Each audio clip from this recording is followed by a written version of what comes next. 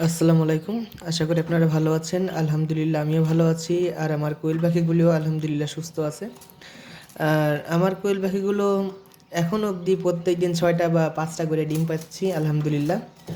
সম্পূর্ণটা হচ্ছে ভালো ম্যানেজমেন্টের কারণে, এছাড়া আর কিছু না। আর আল্লাহর ইচ্ছা, এই ২টা জিনিসের কারণে আর কি হচ্ছে।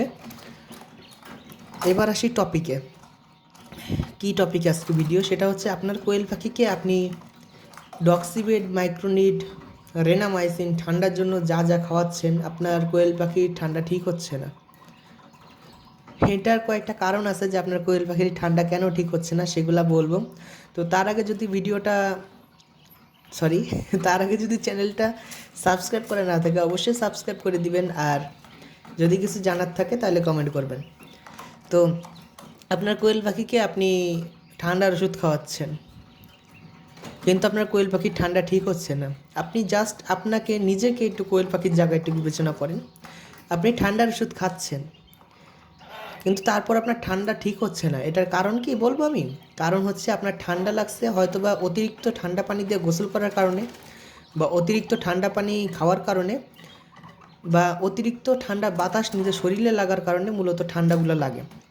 তো একদিক দিয়ে আপনি ওষুধ খাচ্ছেন, আর একদিক দিয়ে এই ৩টা জিনিসই আপনার সাথে ঘটতেছে প্রতিনিয়তই, তাহলে কি আপনার ওষুধের কাজ হবে? আপনার ওষুধের একদমই কাজ হবে না, বরঞ্চ ঠান্ডা আরও বৃদ্ধি পাবে। তো সেইভাবেই আপনি আপনার কোয়েল পাখির দিকটা চিন্তা করেন, যে ওদেরকে আপনি মাইক্রোনিড, ডক্সিবেট, রেনামাইসিন খাওয়াচ্ছেন ৪ দিন, ৫ দিন, ৭ দিন অবধি খাওয়াচ্ছেন ওদেরকে এই ওষুধগুলো, তারপর আপনার কোয়েল পাখির ঠান্ডা ঠিক হচ্ছে না। কেন ঠিক হচ্ছে না সেটা বলতেছি। হয়তোবা ওদের ঠান্ডা লাগছে, আপনার ঠান্ডা বাতাস ওদের শরীরে লাগছে এই জন্য। এখন আপনি ওদেরকে ওষুধ খাওয়াচ্ছেন, আরেক দিক দিয়ে ঠান্ডা বাতাস ওদের শরীরে লেগেই যাচ্ছে, প্রত্যেক দিনই ঠান্ডা বাতাস লাগতেছে, তাহলে ওই ওষুধের কোনো কাজ হবে না। এই গেল আরেকটা হচ্ছে ওদেরকে ঠান্ডা পানি খাইতে দেওয়া। এখন শীতকাল প্রায় চলে আসছে। এখন মাঝরাতে অনেক শীত করে, যারা ফজরের নামাজ পড়েন, তাহাজ্জুদ পড়েন, তারা বুঝতে পারবেন কতটা শীত। তো ওদেরকে ঠান্ডা পানি দিবেন না। ঠান্ডা পানি দিলে হয় কি, ওদের ওই ওষুধে কোনো কাজ হবে না, ওদের ওই ঠান্ডাই থেকে যাবে, ওইটা আর ঠিক হবে না। আপনারা কি করতে পারেন, আপনারা রাত্রে লাইটটা বন্ধ করে সামনে কোনো পানি রাখবেন না।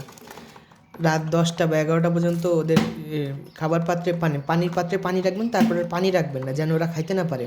আবার সকালে পানি দিবেন, আর পানিটা দেওয়ার সময় একটু কুসুম গরম করে নেবেন, যেন পানিটা ঠান্ডা না থাকে। এই জিনিসটা একটু লক্ষ্য করলে আপনার কোয়েল পাখিরকে যদি ওষুধ খাওয়ান, তাহলে আশা করা যায় ঠিক হয়ে যাবে। আরেকটা জিনিস হচ্ছে যে আপনার কোয়েল পাখির শরীরে পানি লাগতেছে কিনা, ঠান্ডা পানি লাগতেছে কিনা। এমনি শীতকাল, ঠান্ডার দিন যদি আপনার কোয়েল পাখির গায়ে পানি লাগে, তাহলে সেটা শুকাইতে অনেক দেরি হবে, আর শুকাইতে না পারার কারণে আপনার কোয়েল পাখির গায়ে ঠান্ডা লাগবে। আর এদিক দিয়ে আপনি ওষুধ খাওয়াচ্ছেন, কিন্তু ওদিক দিয়ে ওরা ভিজতেছে, তাহলে কিন্তু ভাই আপনার কোয়েল পাখির ঠান্ডা জীবনও যাবে না। আর আমি যে 3টা কারণ বললাম, এছাড়া 2-একটা কারণ আছে, এখন আমার আপাতত খেয়াল নেই। আর আমি ভিডিওগুলি মানে কিছুতে লেখা বা স্ক্রিপ্ট দেখা দেখা বলি না, আমার যখন যা মনে আসে তাই বলি। তো এই 3টা জিনিস আর কি খেয়াল রাখলেই হবে, যেন আপনার কোয়েল পাখির শরীরে বাতাস না লাগে।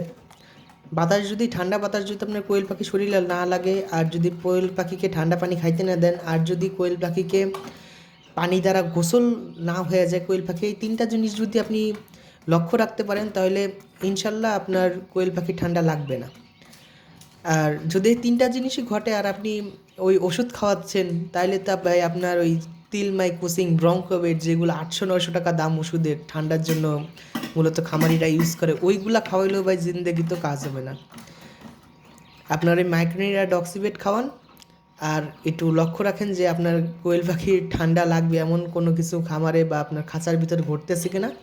এই জিনিসটা শুধু একটু লক্ষ্য রাখেন, ঠিক হয়ে যাবে। তো এই ছিল ভিডিও। সবাই ভালো থাকবেন, আমার জন্য দোয়া করবেন। আর যদি কিছু জানার থাকে অবশ্যই কমেন্ট করবেন, আর যদি ভিডিওটা ভালো লেগে থাকে লাইক করে দিবেন, আর সাবস্ক্রাইব করে দিন। নিজের পাখির যত্ন নিন, শীতকাল আসতেছে। আল্লাহ হাফেজ।